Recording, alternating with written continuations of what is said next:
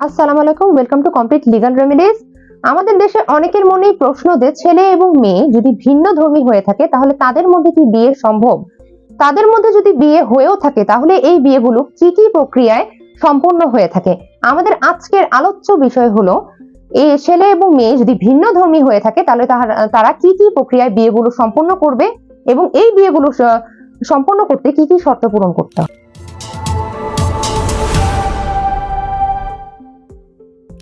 বাংলাদেশে এই ধরনের বিবাহগুলো সাধারণত বিশেষ বিবাহ আইন 1872 সালের আইন অনুযায়ী করা হয়ে থাকে।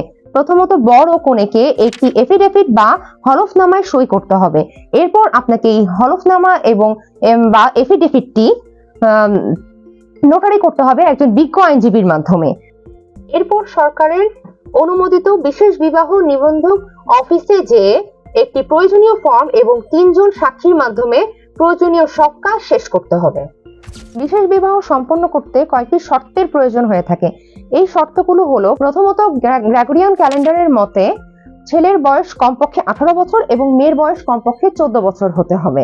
দ্বিতীয়ত ছেলে এবং মেয়ের রক্তের সম্পর্ক হওয়া যাবে না, তাহলে বিয়েটি বৈধ হবে না।